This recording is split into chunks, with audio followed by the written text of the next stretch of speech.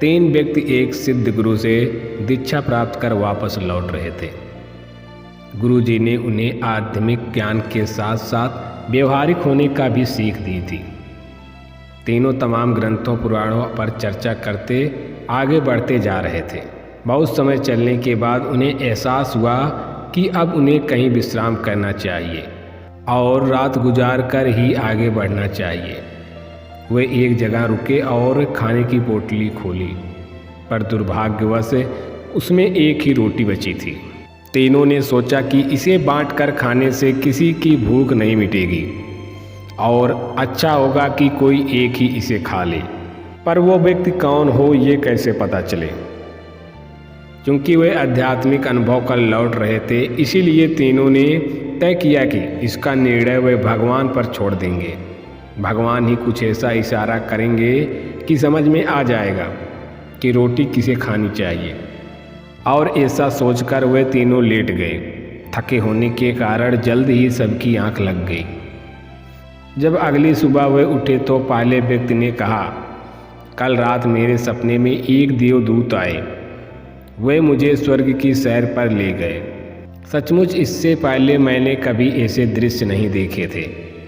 असीम शांति, असीम सौंदर्य मैंने हर जगह देखी। और जब मैं भ्रमण के अंतिम चरण में था तो सफ़ेद वस्त्र पहने एक आत्मा ने मुझसे कहा, पुत्र, ये रोटी लो, इसे प्रसाद समझो और अपनी भूख मिटाओ।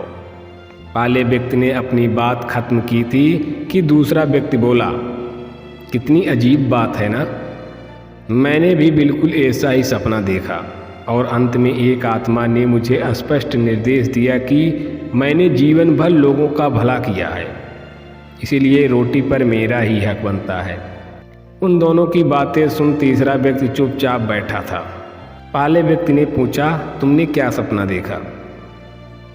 मेरे सपने में कुछ भी नहीं था। मैं कहीं नहीं गया और न ही मुझे कोई आत्मा दिखी।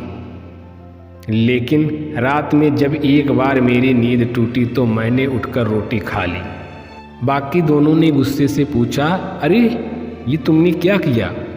ऐसा करने से पहले तुमने हमसे बताया क्यों नहीं? कैसे बताता? तुम दोनों अपने अपने सपनों में इतने दूर जो चले गए थे। तीसरे व्यक्ति ने कहा, और कल ही तो गुरुजी ने हमें बताया था कि आध्यात्मिक ज्ञान के साथ साथ व्यवहारिक ज्ञान का महत्व समझना चाहिए। मेरे मामले में भगवान ने जल्द ही मुझे संकेत दे दिया कि भूखों मरने से अच्छा है कि रोटी खा ली जाए, और मैंने वही किया।